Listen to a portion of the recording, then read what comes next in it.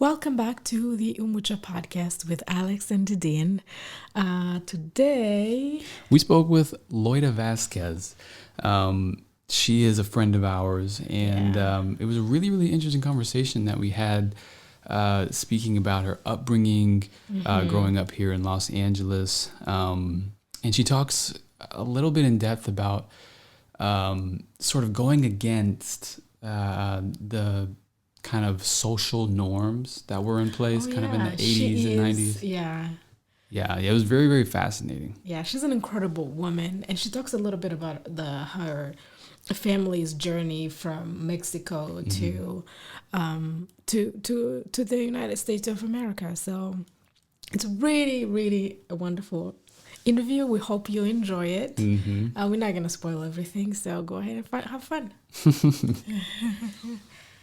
So Loida, on this podcast, we talk about cultures. We like to shed a light to different cultures so that people from all over the world realize how much alike we are, and just like what brings us together, what makes us the same humanity, and just embracing our differences. Right. Yeah. So that we are very, very excited to have you, because you are someone who is very knowledgeable, who have experienced a lot in your lifetime, who is very unique. And the other day we were talking about indigo children, right, yeah. And you're definitely one of those kids. And I really think our audience can benefit from your stories, like what you've learned since growing up, your family's history, what you're experiencing right now. So we're gonna dive deep into your background. Nice, let's do it. Yeah, so that we can inspire as many people as we can all over the world. Yep. So you were born in LA, right? I was born and raised in LA, yes. And your family's from Mexico? Yes, my parents are immigrants from Mexico. Perfect. So my question is, how many kids your family have, and when did they decide to move here, and how was the struggle, and what part you play in that history? Okay, well, hold on to your seats. Yes. What a question. I know. That was good, right? I feel good. Well, my parents, what I understand, because, obviously they came to the U.S. before I was born. My parents they were very young, and they had purchased a piece of property in the city of Guadalajara and wanted to build their home. And my father came back then in the 60s and 70s. There was obreros, I think that's what they called them, where they actually contracted workers from Mexico to come to the U.S. and work the farmland, California and things like that. It was all a legal process, right? Yes, yeah.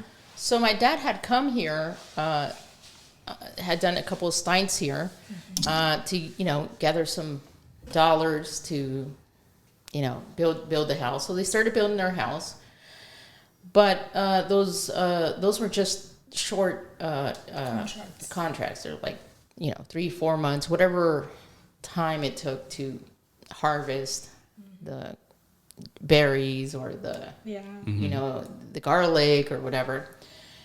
So my dad, in one of those visits, decided, you know what, I'm going to stay here a little longer, work all year round, send the money to the U.S., and my wife can continue building our home. And once we build it, I go back and then we live happily ever after. That's what my parents thought they were going to do. Yes. Yeah. And my mother said to my dad, well, it's taking a long time for you to, gather. Wouldn't it be faster if we both worked? And then, we can gather the money twice as fast, and then you can come back home, much sooner than later. Aww. So my mother came to the U.S. Now, at that time, I had 2 sisters that were already born. They were very young, though. And so, I'm sorry, 3. 3 sisters. 2 sisters and 1 brother. Yes. But they were all like in the single digit age. Yeah. And When was that? Like, what year? That was around 1973, 74. So my mother comes to Mexico, to the U.S. And back then, apparently you can just like cross through the beach. Through the beach. Yeah, you just go to TJ. That's what my mother said. I just went to TJ and I just walked over to San Diego, on the beach. This is back in that simple. Yeah, back in the 70s. Simple. Yeah, back in the 70s. Oh, Trump hadn't happened yet. No, not yet. But because I think a lot of that was because of these programs, these obreros programs that they had, where people could they had the option to come work and then go back to their country, and that's it, no problem, right? Like you just come, you work, you gain, make some money. Yeah. And so there wasn't a need for tight immigration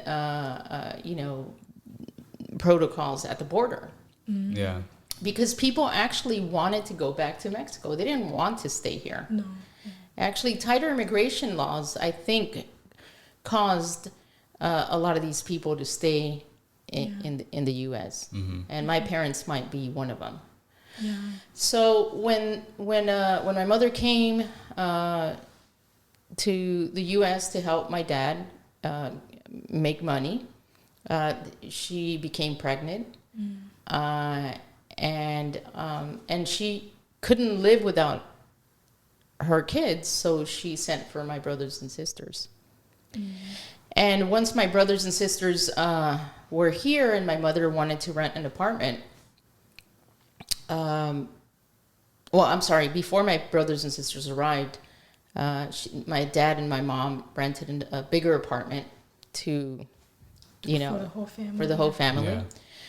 And once my brothers and sisters arrived, the landlord said, "Hey, I didn't know you had that many kids. I thought you only had one. I don't want, Mexican families here, so you guys need to leave." And that was really humiliating for my mother. So my mother said to my dad, "You know what? I will never, ever be humiliated that way. So whatever money we saved, let's put a down payment on a house. That way instead of paying rent, we pay a mortgage. And once we're ready to leave, we'll sell it. We'll sell it at a higher price, and we'll still make some money. We'll get our money back. Plus, we'll make some, money off of it." And so that's what they did, and they never left. Oh, since then. Yeah, they never left. And part of the reason was because of us. I remember going to Mexico when I was 5 years old, and it being the worst experience of my life. Oh, because you were the one she was pregnant with? Yeah. I was born here in the U.S. I was the firstborn. Yeah. So when my parents went back to Mexico for the first time since my mother arrived in 72, 73, we went to Mexico when I was 5, and I got really sick. I got some kind of virus. stomach virus. Stomach. I don't know what it was. And I remember the first time I arrived to Guadalajara, I wanted to play with the kids, but I didn't speak really good Spanish, so they made fun of me, and I got my feelings hurt, and I went back to my grandma's house, and I was crying, and the next day I woke up sick. So it must have been something that I ate that day.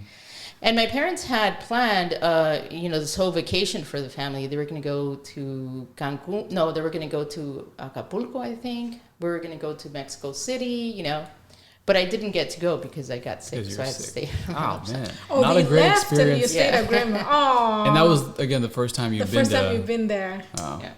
Oh, man. That sucks. That's like... I also remember, there being, this sewage smell throughout the city.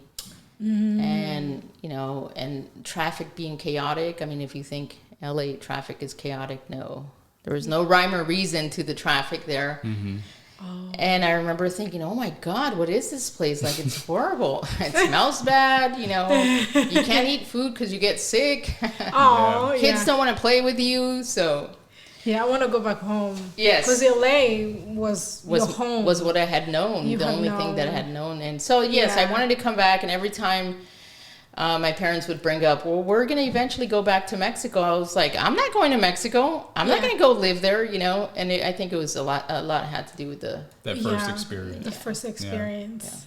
Well, I growing up, I was really curious about you growing up here in LA, because I mean, most people I meet or met before the pandemic are transplants, like Right. people who moved here. I moved here from Dallas, you know, from all over the world. But I mean, growing up here, like, what was it like? What was it like culturally?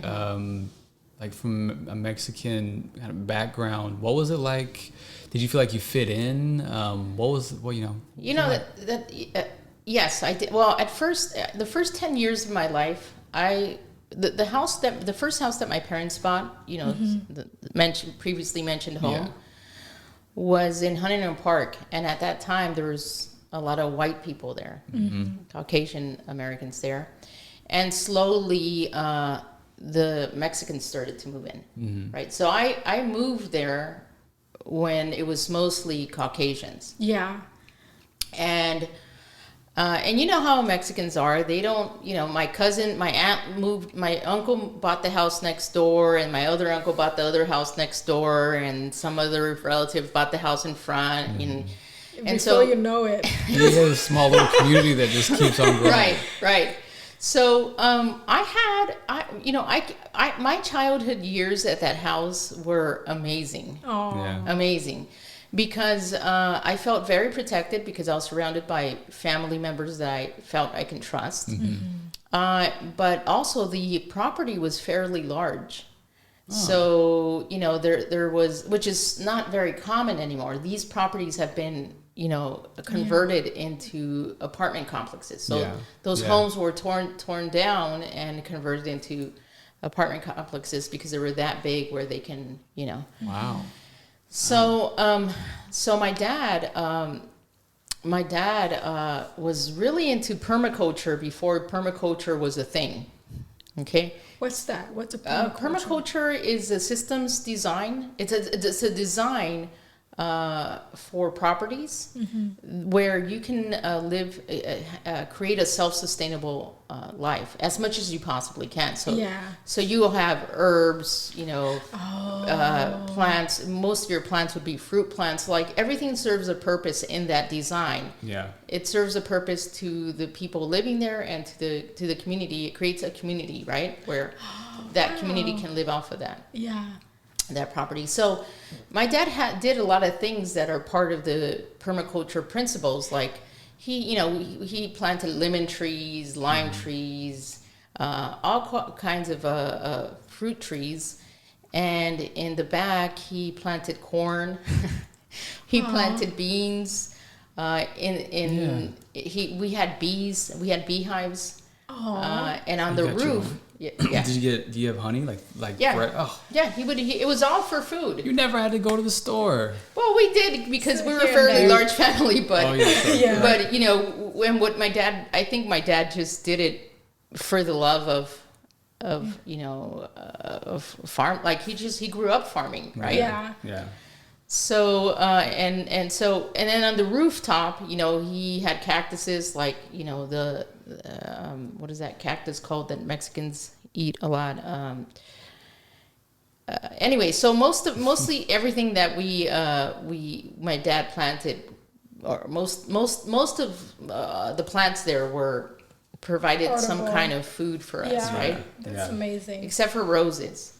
But he loved roses. Still, and, he would have been my best friend. Yeah. And he used to cross the, you know, different breeds to get like these weird, you know, marble colored roses. Yeah. Oh, really? Yeah. So you know, I had a lot of fun because I had like, you know, this large property that I can run on, climb on trees, you know, and all the kids in the neighborhood always came to my house because that's where it was. All the fun and the food and snacks and stuff. Yeah, that reminds me of like childhood in Texas, just like big areas of like the land and like all the kids like, you know, coming to one central location. That was kind of like my childhood.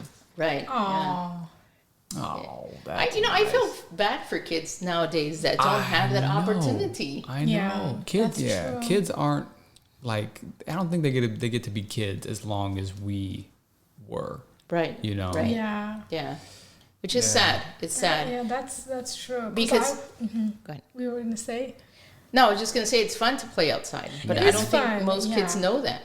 I spent a lot of time at my grandparents' home, and just they have all these farmlands in the backyard, and it's just like really large. You can run and you can disappear for like 45 minutes. Nobody knows where they, all are. Right. Yeah. And you end up coming back home all dirty everywhere. Right. They, you have to wash off that whole dirt. Right. All those experience, you have to, chase after birds, stuff like that. Yeah. No, Yeah. it's a lot of fun, and like I said, I think most kids don't think that being outside is fun. No. No, they've been given enough reasons. I mean, they're told outside is dangerous now. I mean, it is right now, but and they're, the advent of the screen, Right. of the video game, of whatever to keep them inside. Yeah. See, and I remember Atari coming out in The 80s. the 80s. Yeah. And okay, we played, but we only played for like an hour, and then we're like, let's go outside now, Or we played at night when we were supposed to come in, couldn't be outside anymore. Oh. So Yeah. So I get kids wanting to play, but it's like You have the outside. You that have you All don't the get trees to. to climb. That was like before. I mean, obviously I'm younger than you, so we had video games as well. But we had like outside was also a video game. right. You know what I mean? Yeah. Yeah. And like it was so much fun. I remember we used to like go through the sewers. Like we would open up these manholes and then like climb through the sewers just because we could. Right. I mean, right. we weren't supposed to, but like it's just like this sense of adventure. I feel Right. And the that we used to curiosity. have. And the curiosity. That's what it is. It's the sense of adventure. Yeah, You and know. Yeah. this just wonder, like, oh, what's over there? Let's go and. Right. Could have been completely dangerous, but you didn't really care. Yeah. It was just being a kid. And we got a lot more exercise. So I know. That's true.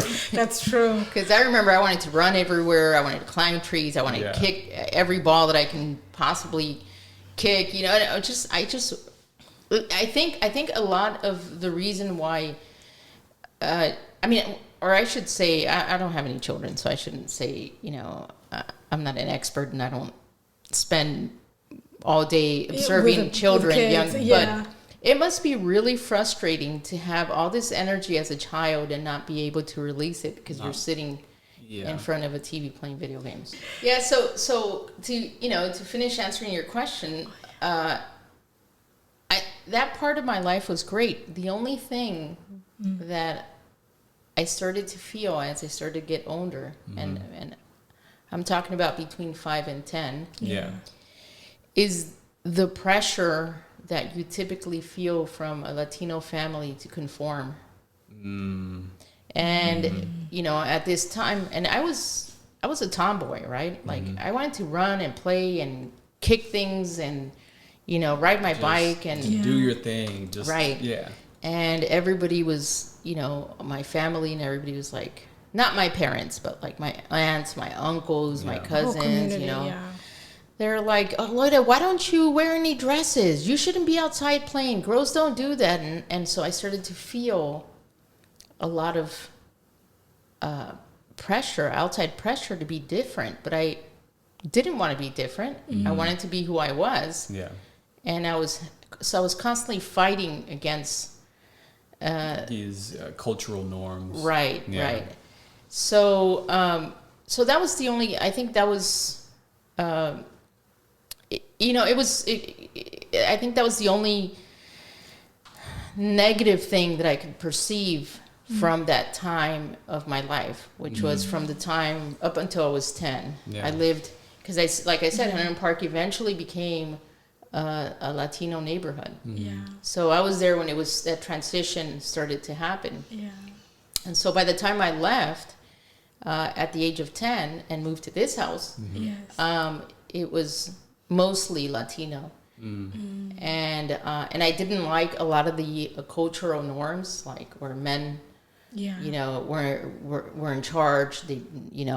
We were told that women were basically second-class citizens, and we had to be submissive to the men and things like that. Now, my dad and my mother never had that type of relationship. Which I'm very grateful for. Yeah. But we lived around family members who did. So I remember my brother saying to me, because my female cousins would stop playing to go inside and cook and clean and serve their male relatives, brothers and uncles. And so I remember my brother's getting frustrated because I didn't do that. And so he started telling me, like, why don't you go inside the kitchen and go inside the house and cook me something to eat? And I'm like, why don't you cook me something to eat? You're older. I love Why don't you go wash the dishes? Why don't we both go wash the dishes? We both ate. And you talking back like that, you like fighting against that. Did that have like, did that have like any sort of like severe ramifications? No, because my father was not he didn't follow those cultural norms. My dad was my father and my mother had a very their marriage was very unique in that they were more like partners, than my dad never took that authoritative attitude towards my mother or towards us. Yeah. In fact, my dad recognized that my mother was a very intelligent woman, and he allowed her to make very important decisions in our family. Yeah. And he actually taught her how to drive in 1975 or 1970. Well, as far back as I can remember, my mother was driving. So wow. And so even for non-Latino women back then, most women did not drive at that during that decade, So my father was really forward thinking. Yeah, and so like very before the time. Yeah, very much so. And so, my uncles and my cousins, they wanted to impose their culture, these views on women and their role and things like that, but they never could because they knew they didn't have the support of my father. So I could talk back to them and make it happen. Get away with it. And you're lucky. I mean, I am very lucky. At the time, I mean, I can only imagine just from my own family's perspective. I have family members, older uncles and so on and so forth, who still follow that sort of that norm to a degree. And I saw it kind of growing up, not within my own family, because my parents' marriage is very similar to your parents. Like it is a partnership, and they recognize the value that both of them have. Like there's things that my mother can do that my dad, and vice versa. Yeah. So that's I think that's a blessing, because you don't know how that affects your kids, like the positive benefit that had impact that it'll have on your kids. Yeah. Well, you guys know, I think it had a positive impact on me and my sisters, in that we're not submissive at all. Yeah, and your brother too. Like I met your brother, and the way he treats his wife. Right. Like he recognized the the talents she has in her. Yeah. Like being like. It's what he learned from your family, right? It's what it's what he learned from my father, right? It's that father figure. Yeah. Right. So it's not just that we women, me and my sisters, grew up to be self-empowered women, or feel like self-empowered women, but it's also that my brothers didn't, pick up those habits, and so they give their wives the space to shine and be and contribute, and maybe under certain circumstances be better than them in certain areas, right? Like when my brother, the one that you guys met, when they had their son, my brother was the stay-at-home husband, Oh, yeah. And he didn't have any problem with that. No. You know, he didn't have any problem with that because it's what made sense for them because his wife was making more money than he was. That makes sense, yeah. So he said, you know what, I'll stay home and take care of Joshua until, you know, he's old enough where, you know, it makes... Both, yeah. Right. That, like, so many people fight back against that. Yeah. And they try to, like just weirdly conform to these old... I see it, and it makes me so, like, uncomfortable. Like, how are y'all comfortable living like this? Right. You've just been indoctrinated from, you know, things that you thought were correct in your childhood or things that you saw your parents, your friends, whatever, do. And I don't know if that ever really works, though. You know, I think what you're saying is really important because I always tell you, like, you have my grandpa's tendencies. My grandpa was that type of a man. He passed away in 2000, but he recognized the strength in my grandma. He was a very peaceful man, and he will give her space to shine in her own area and what she loves to do.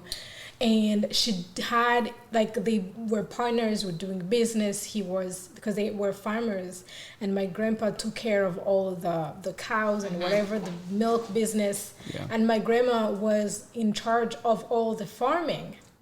Right. Yeah. All of it. She did it so well. Like, she had a driver, and that was like a long time ago. And she was so strong, and they had so many kids, but every child, like now as you're talking about it now, I see how my mom is very different from any other woman I met in Rwanda. Right. Like, she's now in her early 50s, but she's very different. She raised 4 kids by herself. Right. And you see other women not, like, if you were a woman who's not been able to be given that, you know, strength and being told that you can do whatever you want to do and succeed, she won't have been able to raise us. Right. Yeah, so I think you're right. Like, what the parents or the ancestors do, like what your parents did, it's what you're becoming now, Alex. Right. That's what you're becoming, and the generation after us will also benefit even more. Well, I think it's, you know, all these examples are a testament to, yes, how parenting is a serious thing. I mean, if we want to improve as a society, we have to start, you know, being good parents. Again, I'm not a parent, so, you know, I don't want to be but judgy. You're a child of someone. But I'm a child of somebody, of someone, and I saw in my own family how the way that my father treated my mother, not just helped us girls, but helped my brothers as well be better husbands. Right. Yeah, be better humans. Right. Yeah. Better human beings, better husbands. Yeah. Better brothers, right? Because me and my younger brother, we have a really, really tight, you know, friendship, and he has a really tight friendship with our younger sister, and there isn't none of that, you know, Mexican sibling attitude where the boys act like they're better than the girls. That doesn't exist amongst us. Yeah, that's really amazing. Yeah. It's amazing because in my family it's the same. 2 brothers, 2 sisters. We pretty much like the same. My mom, if one is available to wash the dishes, she didn't care if you were a boy or a girl. You had to go and wash those dishes. Right. Yeah, so like, she didn't care at all. And sometimes some of my brothers will come from school and they've learned different attitudes from boarding school, from other friends. And they will get home, and mom will be like, no, you're not bringing that culture in my home. Yeah. Right. This is how we live here. This is our function. So I think it really helps. Like, parenting is, you're right. It's really important to be, like, to create your own culture in your own home. Right. Yeah. Especially if it works for your family, I feel like. Yeah. And, you know, I didn't like, that just dawned on me, that parenting, that a society is a reflection of that society's parenting style and the values that people, your parents, you know, pass down to their children. Yeah. A while back, there was a new president in Mexico, and he, you know, he's facing a country and a society that has been severely impacted by violence and corruption. Yeah. And I remember him saying precisely that. If our society is going to change, we need to start with better parenting. It starts at home. And you know, morals, Yeah. you know, family values and morals, they have to improve in Mexico. We lost our way. And he got a lot of slack for that, right? Because they were like, oh, yeah, you're going to solve the drug, you know, violence problem with, you know, Parenting. with parenting, right? family values. Or with family values. And Yeah. so they started making fun of him, like, you know, there was all these memes, like, you know, where a drug lord, like a drug dealer is like driving around in a truck with all these machine guns and stuff like that. And it says, I'm going to go tell your mom. So, and you know, I laugh like everybody else because I was like, come on, you can't solve drug violence, you know, with, but honestly, I mean, it makes sense. It makes sense in the Yeah. long For the run. future and long run, like if you're looking just in the present Right. moment, yes, that's not gonna fix the problem. There's already, like, if you have a son who's 30 and those are drug dealers, it definitely it's not gonna start from parenting there. Right. But if you start now, the country's gonna be in a better place in the next 50 years. Yeah, Right, long right. run. So you kind of, yeah, that's probably what you meant, but it doesn't mean everyone is gonna listen. right, right. But it's, you know, it's Doesn't true. make It is sense. true. And I think it applies to us here in the U.S. too. I mean, we're facing Definitely. different problems. We're Oh. not facing, you know, drug violence and things like that. But we're definitely facing other problems where I think, Parenting could help there. Oh, A are you hierarchy. kidding? Someone Yeah. we interviewed somebody. I think it was Andre. We interviewed a friend of ours called. His name is Andre Lavelle. He had made it a point to bring up how important having a hierarchy of values is in terms of, you know, parenting your kids essentially, but also just like know yourself and stick to your values. Because too many people in this country, especially, will just forego their values if they had any to begin with to attain something more convenient. Right. And then it's all over the place. And, you know, there's like the thing in LA, a lot of these people don't have any values. They're just out here to get theirs and that's Right. it, you know. But it's so important. I mean, in going back to the parenting thing, it's so important from an early age to make sure your kids understand, like hold space for them to explore and know that it's okay to do anything you want to. right. Like you're not right. going to be able to do everything in the world, but Right. just give them a chance to try it, and don't immediately, you know, impose these very strict, like personality guidelines or things Right. that you shouldn't even do because that's not how we did it. Right. You right. know, and it's not inherently wrong. It's just something you don't understand. Right. So it's important to give you that child space to be a person, to be a young, curious person. Right, right, and you're absolutely right. And again, that's another thing that I really haven't really given a lot of thought because again, I'm No. not a parent, but I think about that. That's precisely what my parents did with me. They gave me the space to Yeah. be me. I mean, my parents thought I was weird. They're like, "Oh man, we have a weird child, but okay, let's just let her do what she's got to do." Yeah. Yeah. Yeah. And I don't think I turned out, you know, Turned out great. Are you, You know. kidding? Yeah. And it was because they didn't do and here's the thing that's the part that I did not like about the Mexican culture. It's like, this is your role. This is what you have to do as a female. This is what you have to do as a male. This is the way married couples behave. This is and everybody. And if you didn't follow those rules, Time limits. yeah, too. yeah, and then time limits. If you didn't follow those rules, everybody in your family was like on you, right? Yeah. So Yeah. there was this extreme pressure that I was starting to feel as I was as you know, every year that went by from the age of 5 to the age of 10, because I felt that pressure from, you know, my culture, but from my blood, you know, my blood relatives Yeah. Yeah. to be Yeah. a certain way. But my parents were not like that. My parents were like, she's our weird child. Just, let her, that's what she wants to eat, they wouldn't feed me junk food, but if I was like, I just want to eat green beans all day, they're like, okay. My dad was like, she must need something in the green beans that just give her that the she good needs things. to eat, as long as at least it's a vegetable. Just let her go through it. Yeah. and that's a true story, by the way. I knew it was a true story. When I was a kid, I don't know, I used to love eating green things like green beans and broccoli. peas and broccoli and things like that. And I think you were a good kid. I loved everything spicy. yeah. When I was like 6 or 7, my mom was like, "What's wrong with this kid?" I loved hot sauce. I loved hot sauce in my food. You would have loved it. Imagine if there was some those spicy Cheetos in your country at that time.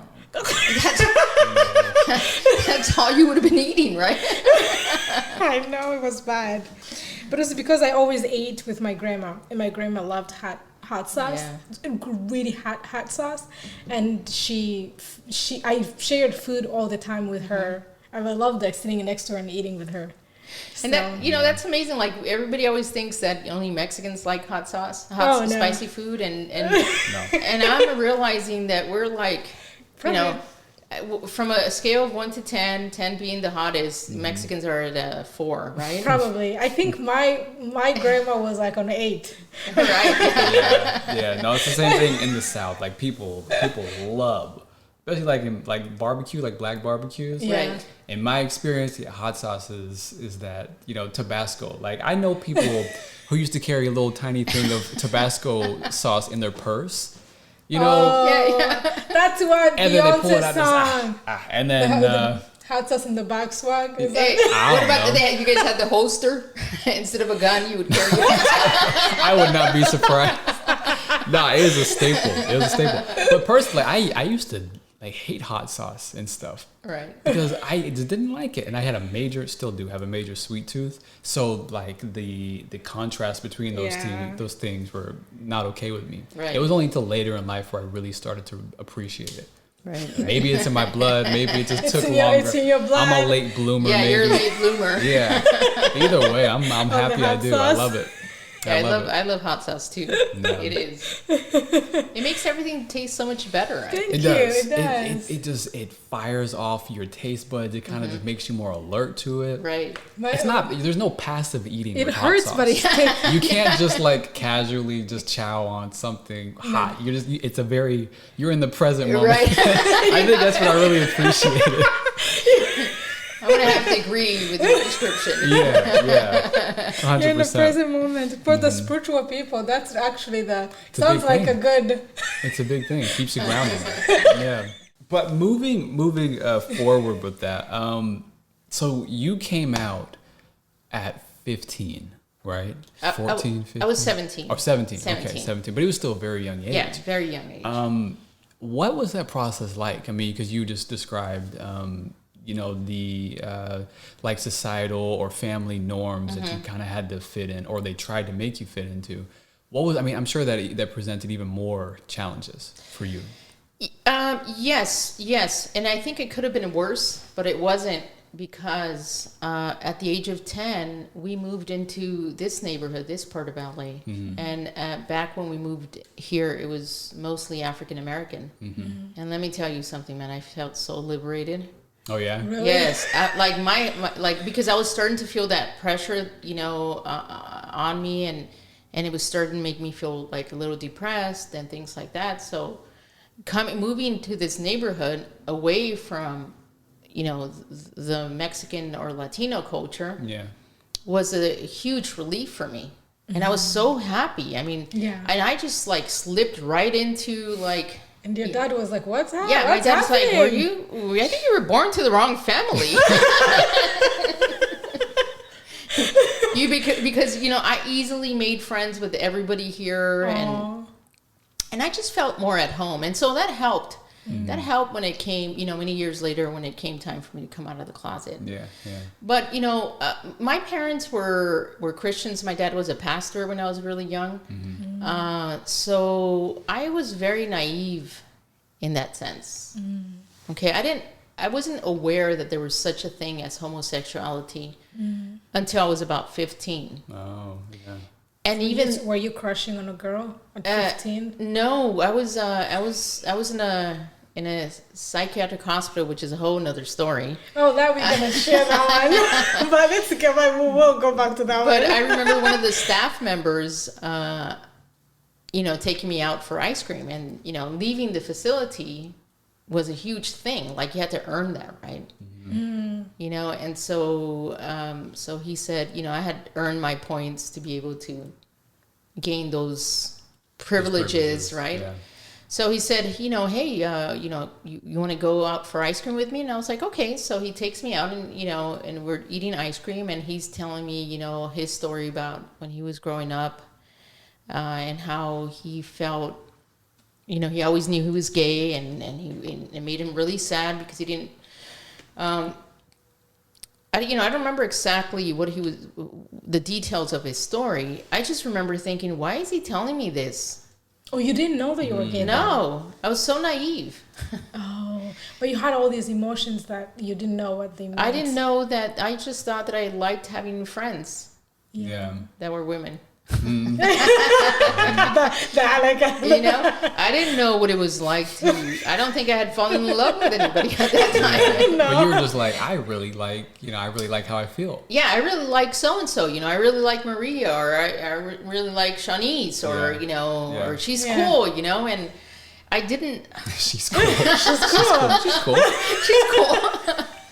So when he had this conversation with me, I was in shock because I thought to myself, I questioned myself, like, why is he telling me this story? Yeah. And first of all, there's such a thing. Like, that's the first thing that came to my mind when he starts describing his sexuality, his upbringing and how it was difficult. And I was like, wow, there's such a thing where, like, the same sex is attracted to a member of this, same sex. Yeah. And then I was like, well, why is he telling me this story?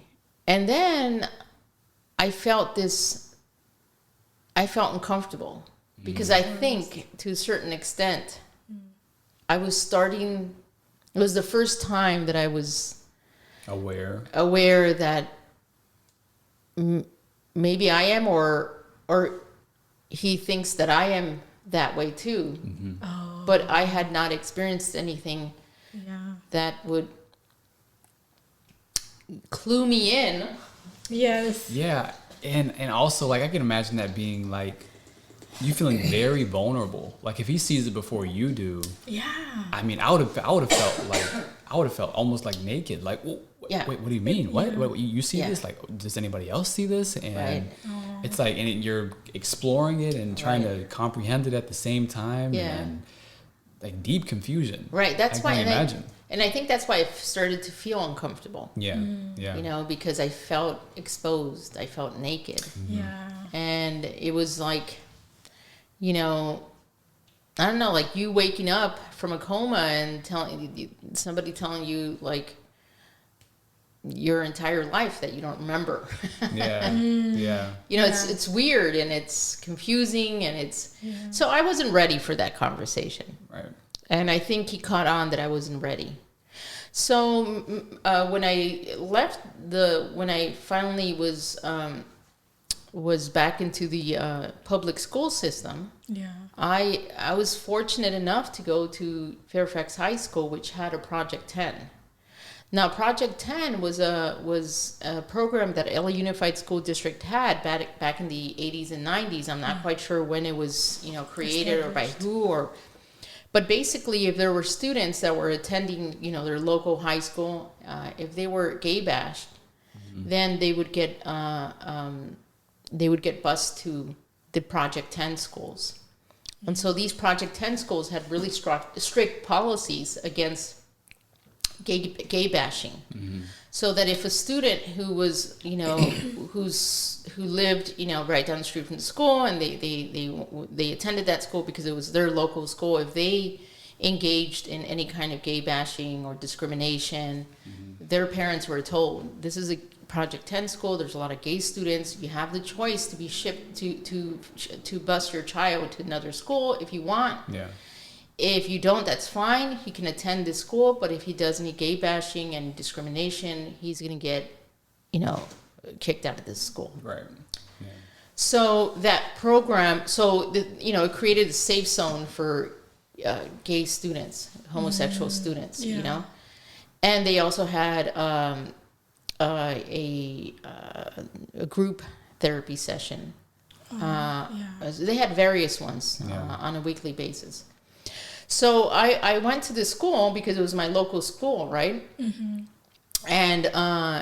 And there was a lot of gay students. They started noticing like a lot of, like women who were tomboys like me and boys that were kind of, feminine, And over the course of the weeks or months, I found out about this Project 10. Well, anyways, I was invited to attend by one of the teachers. They were like, God. To attend the group therapy session. How would she not know? Right. That's interesting. Like out of the blue, they're like, "Hey, Loida, maybe." They're like, there's this group. These kids get together. They go and they talk about their feelings, and he was, walking lightly, wasn't too forward. But by that time, I had already had a lot of female students who were lesbians and perceived me as a lesbian and initiated a friendship with me. And so, I was like, oh, okay, you like women? Good for you. No judges, No judges. So I didn't realize they were talking to me because they were like, oh, there's my kind. Right. You're my kind. So it's really, needless to say, mostly all my friends were either, gay or lesbian. Yeah. Or bisexual or something, in between. And everybody knew Loida's gay, but she's not ready to come out. So. And your family? How about your family? My family at this point didn't. No. But they knew, but we hadn't discussed it. Yeah. Right. So eventually, once I had my first kiss with a girl, I was like, oh, I get it. Okay. I think I'm a lesbian. Starting to click now. It started. Now I know why the counselor had that conversation with me. Now I understand why I have all these lesbian friends. Now I know why my teacher, invited me to the group. It started to click. So, that's when I told my friends, like, I think I'm gay. And they're like, yeah, we know, Loida. We've just been waiting for you to come out. And so when I came out to my parents, I was 17 and a half, I think. Yeah. And I was and one of the things that I've always been very sensitive about is imposing, because I've never liked people imposing their views or belief systems, on me. I was very sensitive of not imposing my views, my beliefs, my lifestyle on them, right? Right. So, I understood that if I told my parents, they might not accept it, and that I was going to have to be okay with that, because they were Christian, and that kind of stuff. Just, it's a sin, right? You go to hell, and so so when I finally came out to my parents, which was by force, by the way, because it was actually my oldest sister who was reading an article about homosexuality. And this is back in the 90s, okay? We're talking about 92. Yeah. Yeah, it's still at any point someone can out you. Right. Very insensitive towards that. Yeah, very insensitive. It wasn't well understood yet, especially not in the Latino family. And so my sister's reading this article, and it's like she had an epiphany. And she was like, Loida, are you a lesbian? And I thought to myself, oh my God, she wants to talk to me about it. Mm-hmm. I can open up. Yeah. And I was like, yes, actually I am a lesbian. And she's like, so then all your female friends, are they your girlfriends? And I was like, oh, no. I haven't had a date. Like, I hadn't had a girlfriend. Yeah. I kissed enough to know that. Yeah. That's what I'm I not like. a player. Right? No, I was not yet. So then my mother was walking by, and my sister turns to my mother and says, "Mom, Lloyd is a lesbian." Oh, no. And I was like, "Oh my God!" And then I was like, I told my sister, I'm like, "Why would you tell her that?" Like we started arguing at that moment, right? Mm-hmm. And my mother says, she's trying to calm us down, like, calm down. Like, my mother's more worried about us fighting, right? Yeah. Oh. So then my dad comes by and he's like, what's going on? Because he's the one that would always, like, impose the rule of law there when it came to us fighting between us siblings. And so my sister says, Dad, did you know that Loida's a lesbian? And my dad was in shock. Oh. And he said, I prohibit you guys from speaking about that in this house ever again. And then he just walked away. And I felt like crap because, I knew that it was something that was offensive to him as a religious man and as a, ex-pastor. Yeah. Yeah. So I planned to move out of my house. I was like, I don't want to impose my lifestyle on my parents. I don't feel that that's something they should swallow. So I'm going to, as soon as I turn 18 and I'm legally able to take care of or allowed to take care of myself, then I'll leave. So I left. But then I would come back to eat and do my laundry and things like that, Because you didn't have enough money. Because I didn't have enough money, So I was like, I would never go grocery shopping or spend money on. No, I'm gonna come back and I'm eat. like, I'm gonna shoot 3 birds with one shot: visit my parents, eat, and do laundry. So once I came back and I just just walk into my house and I heard a conversation occurring in my parents' bedroom. And when I went closer to the door, I heard my sister telling my mother, we need to get her help because it's a psychological disorder. Apparently, that's what the magazine was talking about, right? I don't remember. You never read the magazine? No, never. God, the 90s. Yeah. Yeah. And so I got really angry because I knew I had enough time. By this time, enough time had gone by where I had already connected the dots from the past. Like, that's why I enjoyed so much more hanging out with, Shawnees than with Sean, right? Right. So, and I realized that it was something that I had felt since I was a child. Mm-hmm. I was already in that process where I was understanding that these were feelings that I had felt since I was a very, very young, as far back as I can remember. Yeah. So I became very upset when I heard my sister saying that, and I walked into the room and we started arguing, her and I, and my mother again tries to break up the argument. My dad is not there at the time, actually. It was just the 3 of us at home. And she tells my sister, get out of the room, get out of the room. And so my sister leaves. And my mother says to me, I've known that you were a lesbian since you were in my stomach. Mm-hmm. She said, and when I saw you grow up, I understood that it set in my head.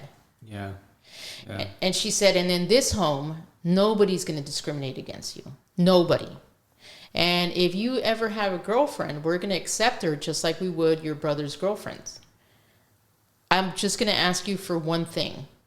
Do not tell your extended family because it would be very painful for me to hear your uncle, your aunt, your cousins saying bad things about my daughter. Yeah.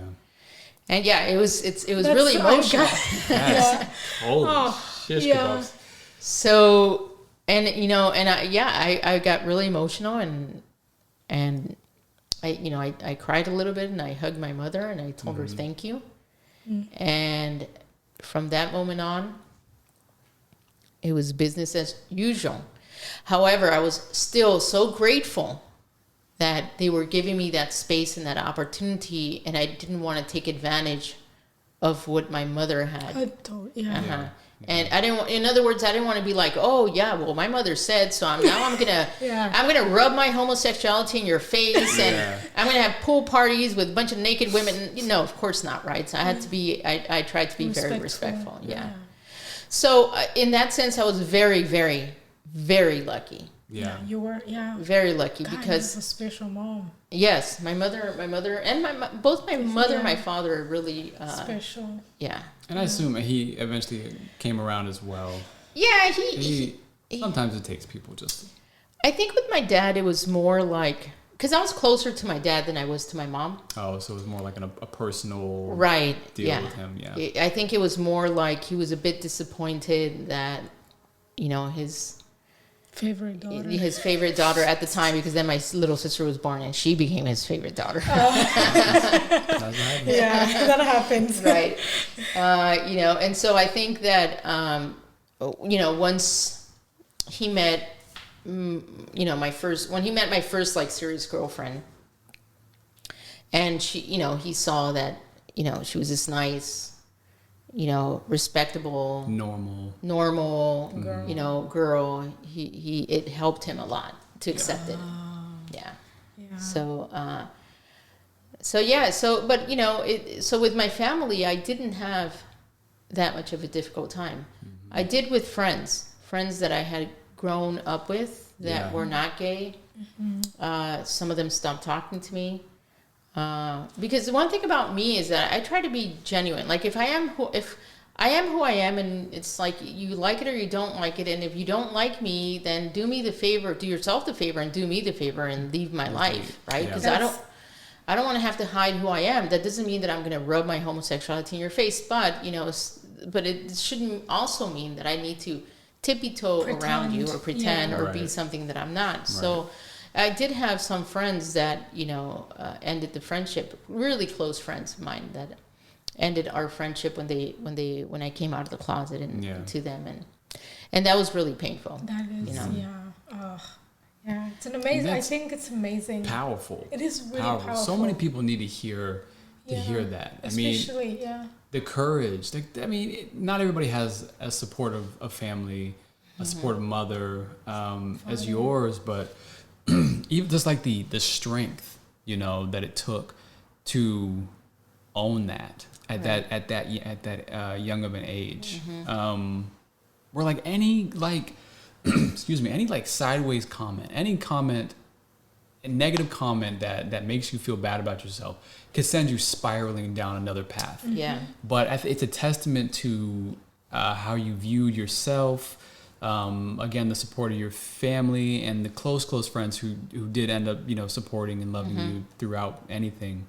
That speaks volumes. Speaks volumes. And another thing is that you being yourself, I think that's one of the greatest qualities about you, why I like you so much, is you have this unabashed, like, you are yourself regardless of the situation, regardless of who you talk to, whatever.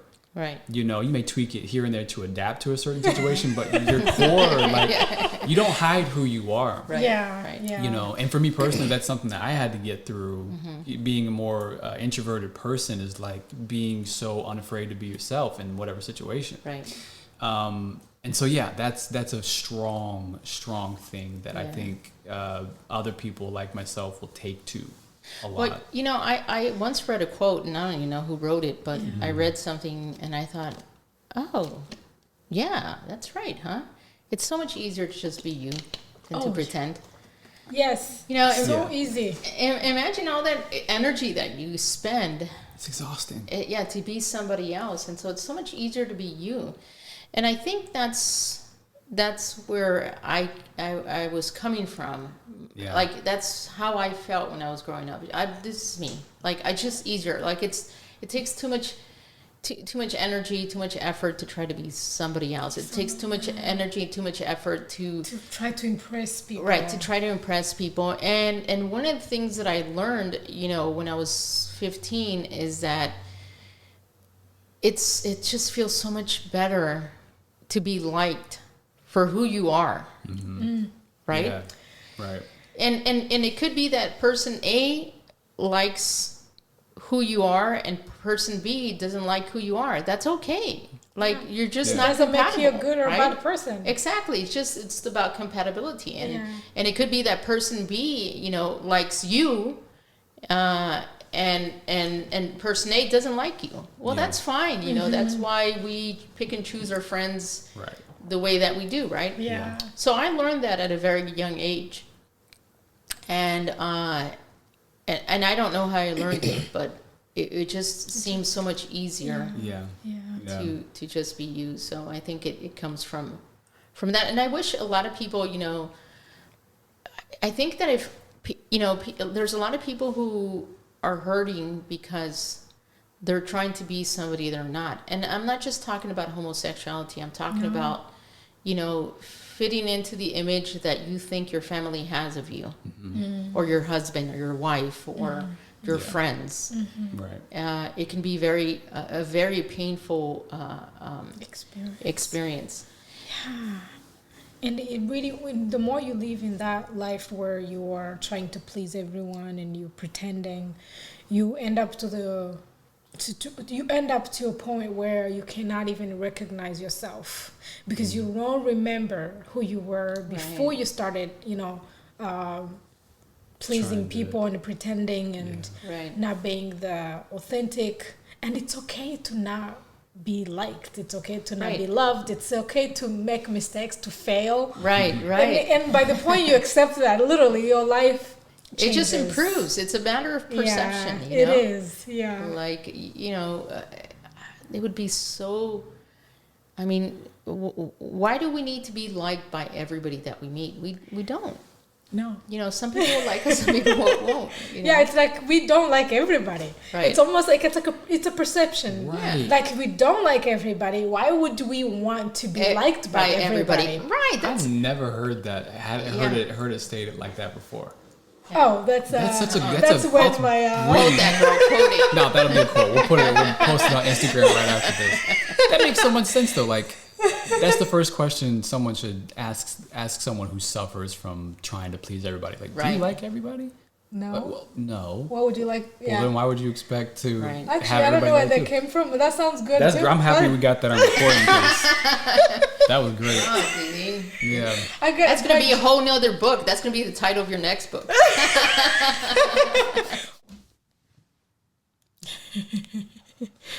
Thanks for listening to this part one of the interview with Loida. I hope you took some things away from it. If anything, maybe this was just an incredible conversation. It was, and we didn't want it to end. No. We talked for hours, which is why this is part one. Yeah. And I was gonna say I think she really highlighted some, basic human things that we all sort of struggle with. Her story in particular is not unlike tons of other people. So, there is strength that she showed, and I hope that she was able to help whoever needed it to listen to it. I think she did. I just loved listening to her, and I can't wait for everyone to listen to part 2, where she explores more about being a woman. Let alone a woman of color working in the corporate America. Yeah. So, that one is really fun. So, we can't wait for you next week to listen to it. Right. Yeah. All right. All right. Stay tuned. Stay tuned.